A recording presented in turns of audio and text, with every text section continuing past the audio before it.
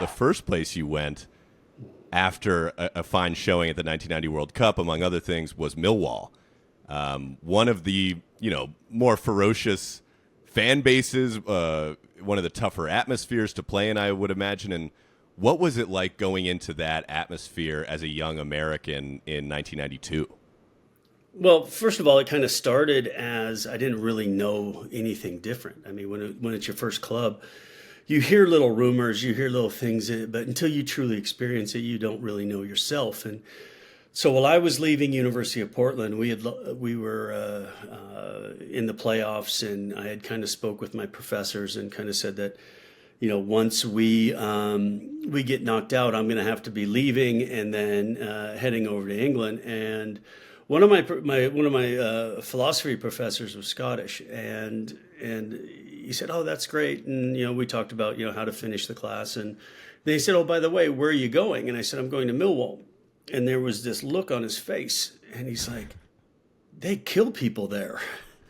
And I was like, this could be interesting. So clearly they don't kill people there. But the reputation of Millwall for anybody who, was from, Great Britain, completely understands that it's an intense place at times. And, for myself, not knowing any different, it was just normal. And, like anything, if you perform and play well, and the fans like you, and I was able to do that and had a great relationship, still do, with the Millwall fans. And yeah, look, I mean, I'm like everybody else, or most everybody else. I don't condone violence and that kind of stuff, and I don't want to see that kind of stuff happening. So I would get some people, "Oh, how can you still be positive toward the Mill?" Well, I treat people the way they treat me. They treated me great, and I did everything I could to pick up points and win matches, and they respected that, and I respect the way that they treated me. Yeah, you were player of the season in 92, Yeah, 93. my And first full season. first full season. And by the end of it, I guess they were moving stadiums from the old Den to what is now just the Den, Right. where Millwall played their football. Well, And the there's other sort of place was the Den. This is the new Den, but it's okay, still this is the new Den. now since it's gone so long, it is the Den. But anybody that used to go to the original Den, then it will always be the new Den. Fair enough. Fair enough. But when they were closing the old Den, it was such an event that the fans rushed the field, and I guess they were stripping kits off the players. They took your Yeah. goalie gloves and all kinds of stuff, I Well, they guess, took as mementos. Yeah, they took everything. So it happened 3 times throughout the match. One player in particular, Andy Roberts, was at one point completely stripped naked on the pitch. I had, quite a few things in my boots, my gloves, parts of my jersey, but it was like there was at a point where my socks were taped on. And so there was a point when there was 3 people pulling on one sock, 3 people pulling on another sock, and another group of people trying to somehow pull my shorts back up over my head, which wasn't working very well. And I was literally suspended in the air with all these groups trying to pull whatever was left on my person. But then, the end of the match basically came down to the referee kind of saying, "Okay, here's what we're going to do. When we get near the end of the game, we're going to get to the problem with the old stadium was the locker room interest was behind one goal, and I was at the far end for the second half. And so what he said was, pretend like you're going to come up when there's a corner or a free kick, and you're going to try to score, and then I'm going to blow the whistle, and we'll all run in the tunnel, and the fans will tear the stadium apart." And well, that happened, and then he didn't blow the whistle.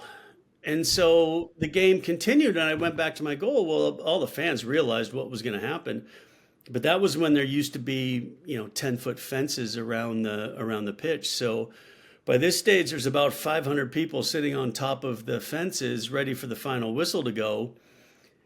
And when it finally blew, it blew when the ref was right by the tunnel. He grabbed the ball, blew the whistle, and went in the tunnel. And it was, I think I could have came close to Usain Bolt's record, I think, that day, sprinting from my goal to the other side. And then it was truly like Moses parting the Red Sea, and then it was closing in on me as I was coming in, and a guy jumped in front of me at about the penalty spot, and I kind of jumped and kicked him in the chest and got away and dove through the barricade of police that were blocking the entrance. But it wasn't really until I went to Leicester and I had been there for a couple months, and we're on a coach ride home, and one of the players was asking me about Millwall stuff and asked me about, had I been involved in pitch invasions and stuff like that. And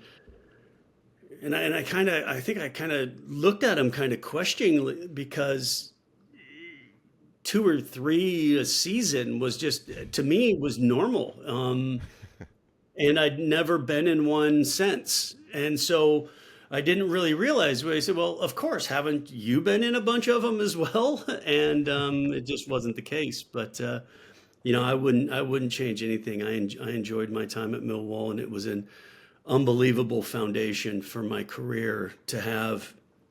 I think in the 4 seasons I was there, well, four and a half. Well, I signed on Valentine's Day. I was there December of 91 through that 91-92 season, but I wasn't official until Valentine's Day. Played the last game of the season that year, and then 4 full seasons, and I played 202 matches for Millwall in 4 seasons. So what a brilliant foundation to have, that many games, big cup games, playoff games. Just, it was a great time.